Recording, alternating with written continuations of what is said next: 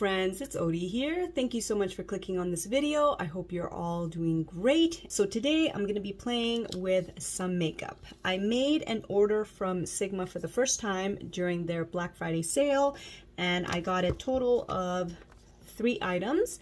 Now I'm just going to quickly give you my review on these two, and then we'll get into the palette. So I picked up the F80 flat kabuki brush, and I have used this quite a many times to apply my foundation. Today I used it to apply my foundation on this side of my face, and on the other side I used the ColourPop F15, and honestly both these brushes do a great job of applying my foundation. I personally can't tell the difference between either side. Both sides look good to me. In terms of the brushes themselves, there are a few differences. I do think that the Sigma brush is slightly softer, but the ColourPop one does seem a little bit more dense, which to me means that it would absorb less foundation, right? But like I said, honestly, I can't really tell. So if I had to recommend one or the other, I would obviously recommend the ColourPop one because it is a more affordable option. However, I'm not opposed to trying more brushes from Sigma, but if I ever did purchase more brushes, they would have to be on sale because, you know, as of right now, this one is pretty comparable to my more affordable ColourPop one. So do with that information what you will.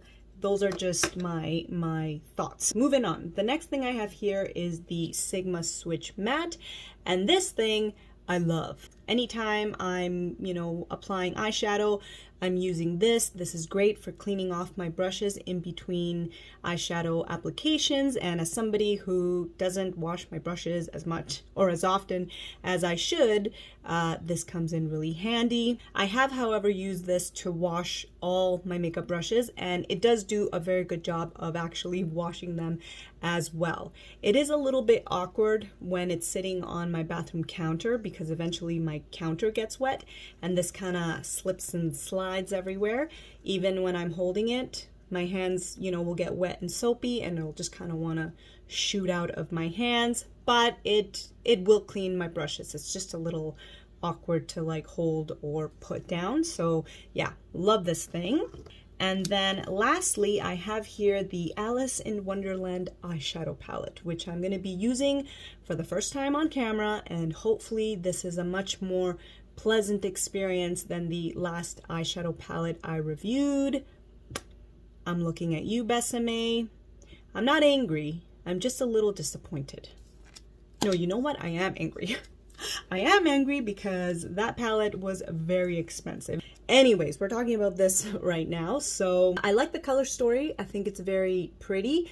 It's also a little bit more unique for Sigma. Most of Sigma's eyeshadow palettes tend to be more neutral, and at least in this one we have some, pops of more muted colors, but still there's some color in here. I was actually going back and forth between this palette and their Cinderella one. The color stories are actually very, very similar, but I ended up going with the Alice in Wonderland because I think I like the Alice in Wonderland movie slightly more than I do the Cinderella one. So that was my rationale behind that decision. But anyways, I did swatch this palette on camera, so I will insert those swatches after this intro. I will say that it pained me to swirl my finger in the pans because I really didn't want to wreck the embossing, but alas, I had to do it. I think that's all I wanted to say in this intro, so we'll just get into the swatches.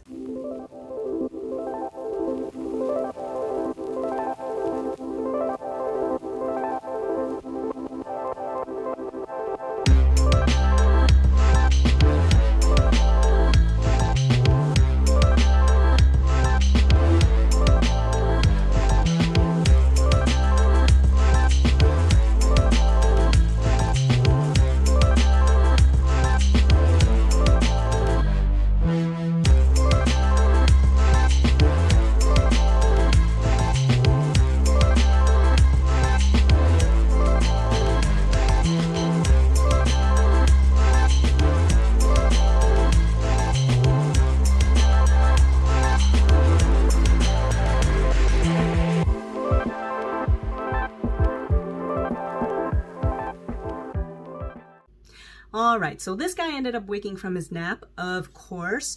God forbid I want to sit down and do something. This guy seems to sense it and wakes up and says, oh no, mommy, I have to make things a little bit difficult. He's sitting down nicely right now. He's being a little noisy, but hopefully that's okay and I can finish this video. I guess we shall see. So I obviously want to play with the more colorful side because that's the side that I'm drawn to. However, this shadow right here, twinning, this kind of like dry mustard looking color is very intriguing. So I do want to try this out. Hopefully it blends okay with Mad Hatter and Caterpillar. I'm going to use those in my crease. Oh, are you want to, hold on a sec. You want to go down, Dee? Anyways, I am dipping into twinning and I will place that in the inner part of my eye here. So let's go in. Now, I know I'm off to a bit of a rough start with this video. I really want this video to, you know, flow well, to be a good mix between being chatty but also getting to the point, because I know my last videos have been very, very long. And when I check my analytics on the last few videos that I posted, it seems like people click on them, but then just as quickly, you know, click back out. I kind of scare them off. And when I've gone back to view my videos, I can see that they're kind of like long and rambly, and I'm not really getting to the point, which I'm sure is frustrating for viewers. But really what I'm trying to do is just practice talking in front of the camera, trying to feel more comfortable.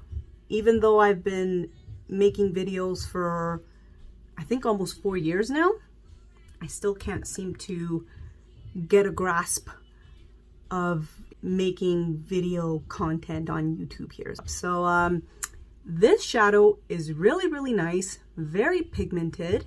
I feel like the color is very true to what it looks like in the pan. It's just like a really nice mustardy shade. I don't have anything like this in my eyeshadow palette collection. Okay, so I'm gonna leave it there for now. Let's move on. I'm gonna go into Mad Hatter and I'm gonna use my Urban Spa crease brush to dip into it. And I'm gonna be placing this on the other side of my eye. I've really been trying to improve my vocabulary. I started keeping a journal, and anytime I come across a good descriptive word that I don't use regularly, I jot it down. And then I read the words before I go to bed to kind of remind myself, because I tend to use the same descriptive words. So I know that that's another thing that I really need to improve upon, is my vocabulary. And that's something that I've been struggling with, you know, since becoming a mom. I feel like I've just been in a constant state of brain fog, which has been very like frustrating and embarrassing, to be perfectly honest. I know getting back to reading would probably help as well, but I just don't have the time. I don't know how well that's blending into twinning, but you know what I'm gonna do? I'm gonna go back in with the Sigma brush, the side that I used to pick up twinning. I'm gonna grab a little bit more, and I'm just gonna bring it over top of Mad Hatter, and hopefully that's gonna make the eyeshadow look more cohesive instead of kind of being a patchwork of colors. Okay, now I'm gonna switch back to the Urban Spa brush, and I'm gonna attempt to build up Mad Hatter again. Mad Hatter doesn't seem to be as pigmented. It seems a little bit more, what's the word? Transparent? It just doesn't seem as opaque. I'm gonna leave it here for now. let's try deepening this up. Maybe that will help this look a little bit better. So I'm going in with the Makeup Geek Outer V brush, this one right here, and I'm gonna go into Caterpillar and put this in my crease. Here we go. Okay. Oh, yeah, press that button. Good boy. He's learning to skip the ads. Good job. Nobody wants to see those ads. Unless my channel was monetized, then yes, please watch my ads.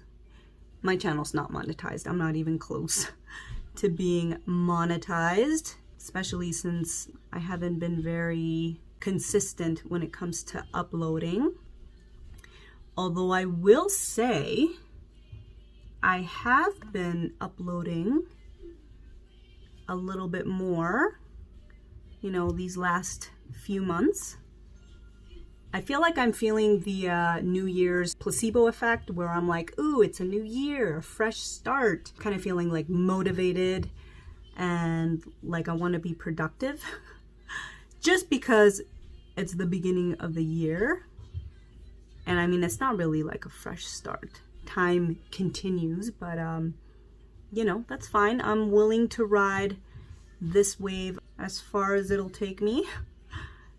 Now I'm just bringing that shadow down to my lower lash line. This is a little too thick. I need something smaller. So I'm gonna switch to, it's another Makeup Geek brush. It's the Defined Crease brush. Sorry, it's hard to read without my glasses. So just dipping into Caterpillar again, because the other one was a little bit too big. Yeah, this is way better. So it's getting patchy right here. I'm not sure what's going on there. I'm pressing it and it just doesn't really want to stick. It's blending okay out here. Okay, going back in with the Urban Spa brush and just trying to blend Caterpillar and Mad Hatter together. It's not blending out very well. I don't know if that's because of my base. I have my Milani eyeshadow primer on and I've never had an issue. But yeah, I don't know. Okay, so I think that looks a little bit better. I want to move on. We might come back, but let's move on. I want to get to the crease because I want to play with some of these shimmers. So I'm going to first put a more tackier base on my lid. So I'm just using my NYX white base. And I just like to apply this with my fingers all over my lid. And I think I want to place Lost, this really pretty like dark shimmer. This one actually swatched really nicely. I want to put this in the outer corner of my lid, and I'm gonna try to use a brush to do this. So I'm gonna take the E54 medium sweeper side and try and place that on my outer lid. I usually don't have very good luck picking up shimmers and metallics with brushes. I mean, I have quite a few brushes. They're all mostly drugstore, but yeah, usually I cannot pick up a shimmer or a metallic with a brush, which is why I have a ton of the sponge tip applicators, because these things will work for sure. But anyways, let's see if the Sigma brush makes a difference. So just gonna place it on the outer part of my lid here.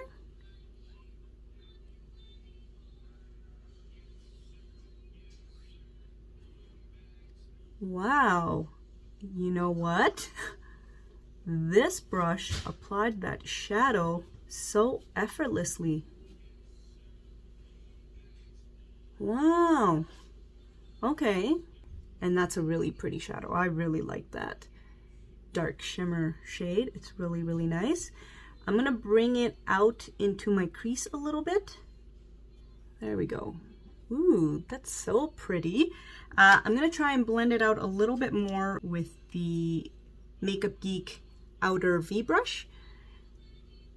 You know, just to blend it into the crease a little bit better, make it a little bit more seamless.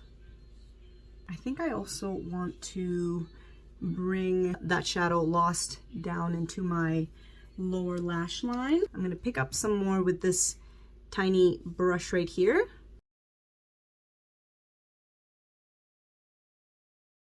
And then just also add a little bit more of Caterpillar to smoke it out a bit. It's a little bit messy down here, but that's fine. I can clean it up with concealer when I'm finished. Okay, let's continue with the rest of the lid. I'm gonna go in to Cheshire, this kind of magenta-y purple shade. Magenta-y purple-y shade. And I think I'm just gonna go in with my finger here and place that in the middle. It's not like a super reflective metallic, but it is pigmented. But my personal preference is for metallics and shimmers to be very blingy, very shimmery, very metallic.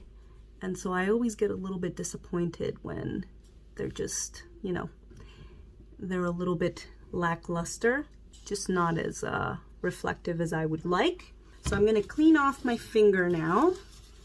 And then I'm gonna go into Woodland, this shadow right here. And I'm gonna place this where Lost and Cheshire meet, right here. I just wanna use as many shadows as possible. Yeah, that's good. And then just to blend things out a little bit better, I'm gonna go back in with Cheshire and Lost and kind of blend those a little bit better.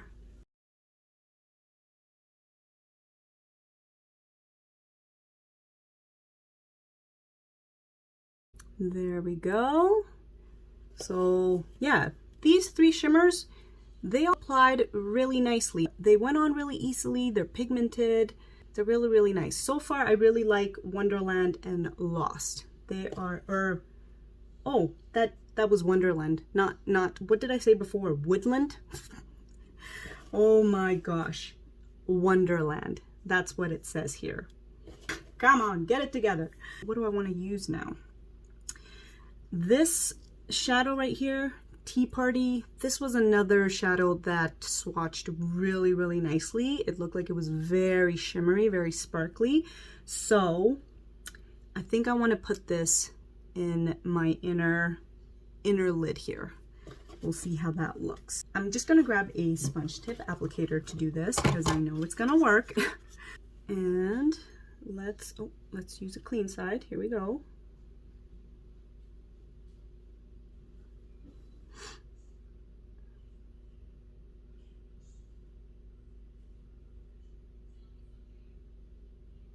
I'm gonna go in with my finger and see if I can get it to be a little bit more shimmery by pressing it in with my finger. Oh yeah.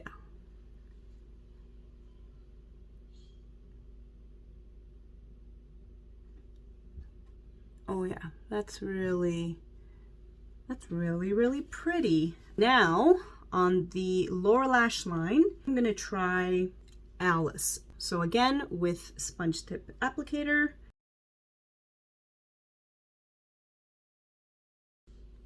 Oh, actually, on my eye, it's a little bit darker than I thought it was gonna be. That's okay.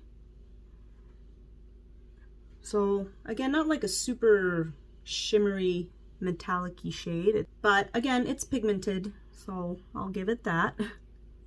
And for highlighting, I'm gonna use White Rabbit, which seemed to be more of like a topper shade when I swatched it. So we'll see how it looks on the eyes. And again, I'm just going to go in with a sponge tip.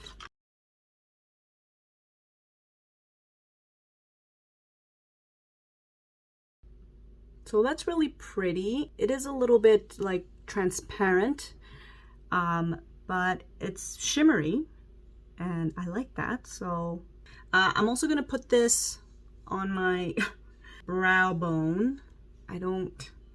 Should I do it? I'm just going to use a little bit, but I just need to have a brow bone highlight.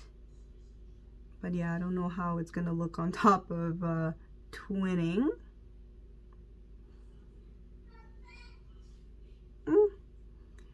It's not bad. Okay, so I think what I'm gonna do is I am gonna go back and try and build up the mattes in the crease. So let's do that. Okay, so I think that's it for the eyeshadow application. It does look a little bit muddy up here in my crease, and that could be because, like I said, I decided to mix this twinning shadow with Mad Hatter and Caterpillar, so maybe that wasn't the best choice. But whatever, I'm gonna go ahead and finish up this eye. We'll see how this looks once I have the whole shebang on, and then we will get into the eyeshadow palette review. All right, so here is my finished eye look.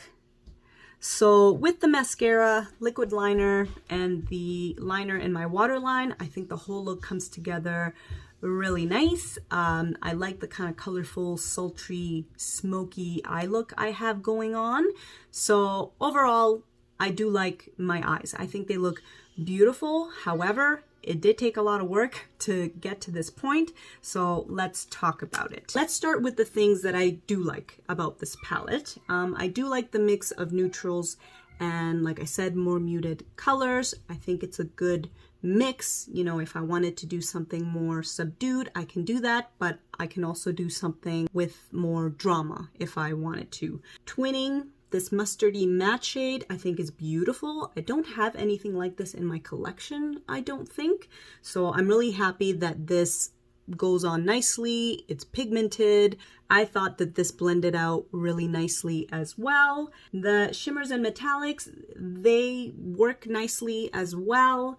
It really comes down to just personal preference. As I mentioned many times before, I like a really shimmery shimmer and a very reflective metallic. So for me, Tea Party was a standout. It's a very pretty kind of olivey yellow shimmer shade, and it's very shimmery, very pretty. It's in my inner lid.